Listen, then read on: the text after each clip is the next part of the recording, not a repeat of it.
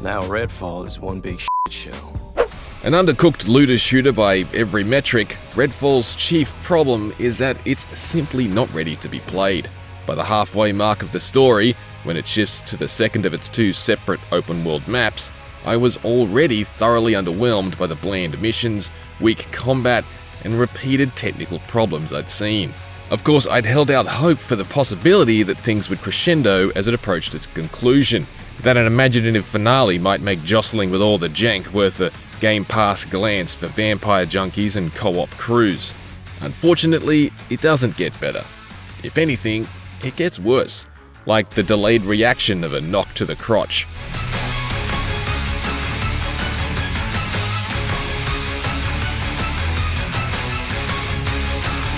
Redfall is a distinct departure from the likes of Deathloop and Dishonored. Certainly, some of that Arkane DNA has sidestepped its way into the finished product, chiefly in the magical abilities of the 4 available powered-up protagonists. But Redfall's open-world approach to a modern-day Massachusetts is otherwise a little more mundane in comparison. Not only does the architecture seem a little flavourless compared to Deathloop's funky retro-futurism and the Victorian backdrop of Dishonored, but also the whole thing is lacking in fidelity and detail. This is not a showcase of what the Xbox Series X is capable of. There's nothing inherently wrong with Redfall's angular and simple visual style, which is on brand with Arkane's typical approach and roughly akin to a bloody gothic Fortnite. But all the charm of a stylized approach like this is lost with such murky textures, basic foliage, and mediocre lighting. It just doesn't look like a brand new 2023 Xbox game. As it stands, it regularly looks like something from the backwards compatible catalogue, and not necessarily from the most recent generation.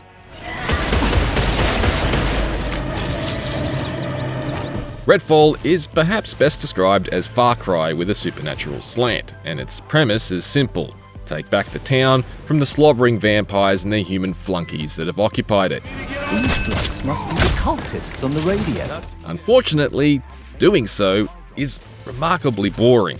Missions are extremely cyclical, and each is cut from a very limited assortment of templates and repeated ad nauseum.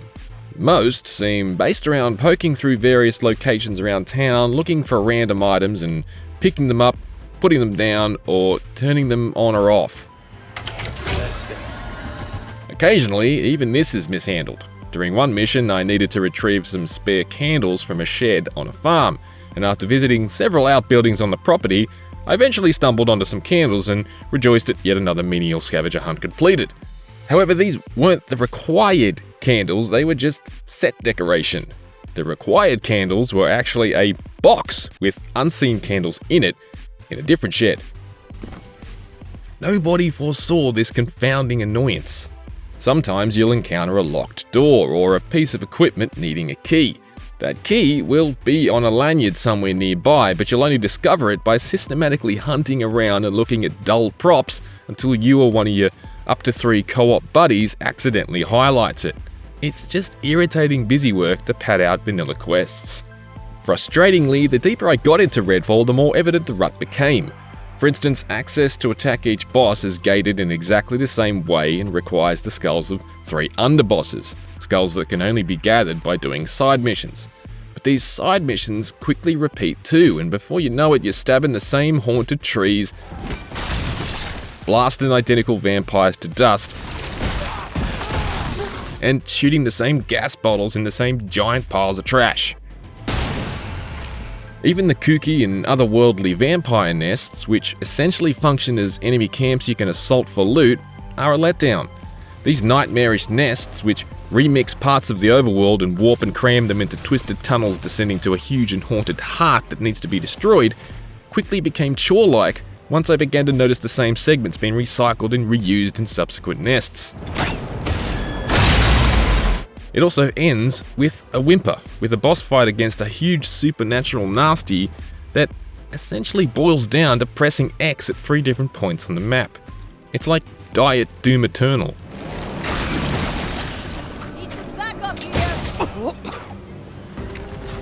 Plenty of games have gotten by with weak and repetitive quest design simply by having great moment-to-moment gameplay, but Redfall doesn't have that going for it either. With 4 heroes to choose from, each with 3 special abilities plus co-op support for up to 4 players, there are objectively many ways you and a team of friends can approach combat. The colour-coded gun and gadget loot system is a bit hard to pass, with ostensibly rare and elite golden weapons doled out early but rapidly eclipsed in potency by seemingly more common colours. But when it's cooperating, the combat is kinetic and bloody. The default aiming controls are far too sluggish, and it's absurd the only way to change weapons is cycle through them in chronological order, but it can occasionally be satisfying to quickly take down a clump of enemies as a group. From time to time, I got into a brief groove with my friends by petrifying vampires with UV light so that they could shatter them, allowing me to concentrate on the next as they bashed away. The key word here is quickly, though. That is, you have to kill them before the AI gets the opportunity to embarrass itself. The longer combat drags on, the more evident it is that Redfall's enemies completely lack the wits to put up a stimulating fight. Human enemies seem largely disinterested with taking effective cover in a shootout. This is particularly evident if you ever sit back and watch the various factions battle one another. Opposing soldiers love squatting in front of objects to give their assailants the best chance to kill them. I've had snipers rushing at me like an 8-year-old on their first visit to laser tag, and others who've found themselves irrevocably trapped inside parts of the environment. The vampires, however, are easily the worst offenders, from the low-level ones that charge and slash at us like mindless animals, to the more powerful ones who'll politely absorb sniper rounds to the face from afar, possibly because they're confused by small spaces. Overall, vampires just seem woefully underused as scary threats. A lot of the time, they float around in the open, apparently sleeping peacefully. They just hover, waiting for us to walk directly up to them and attack them. Sometimes, blissfully unaware you've just turned the vampire that was beside them to dust. It's just not fun to fight enemies who are so dumb they can't even defend themselves. It'd be easier to look past the plain combat if the story was compelling, but it too has little bite. Events unfold in lightly animated paintings or static in-engine dioramas. They all look like placeholders for cutscenes that were never made, and I have to say that fighting my way to a film projector to run what's essentially a slideshow certainly gives Redfall a cheapness that's hard to shake. The unrewarding story starts suddenly after a short narration, provides little context for who your characters are, and ultimately goes nowhere interesting, with no engaging twists or turns to speak of. Nobody ever believes things can get this bad until it happens. It took me 20 odd hours to finish, playing a mix of solo, co-op with a friend, and also in a group of 3, but I'd estimate a decent portion of that time was eaten up hunting for arbitrary keys, or standing still watching statues of ghostly central nervous systems having tedious and stilted conversations. What are you even doing? Also, be warned that progression doesn't save for any player but the host in co-op games, which seems fair enough if you and your mates don't have the same missions unlocked, but makes a lot less sense if all players are at identical points in the campaign. I began from scratch with 2 friends, all 3 of us fresh from the first mission, but while they kept their gear and XP, they'll now need to play those missions again. And considering that it wasn't much fun to do the first time, I don't envy anyone who has to go through it twice. Should have known those things wouldn't let us get away. A lot has been made of Redfall only running at 30 frames per second at launch on Xbox Series consoles, but while it's certainly noticeable when moving rapidly, it'd be disingenuous of me to pretend it's a total deal breaker. It's not ideal, certainly, but as a console gamer who grew up playing on 50Hz TVs at 25 frames per second, I'm not going to throw my toys out of the pram over it. What's far more pressing an issue than Redfall's Xbox frame rate is its raft of other performance problems, from textures that take an absolute age to pop in or don't load at all, stuttering when staking vampires at close quarters, disappearing characters and missing animations, and other mission-breaking bugs. Sometimes my friends appeared stationary, sliding around the map like chess pieces, and sometimes they weren't there at all, they were just a floating gun.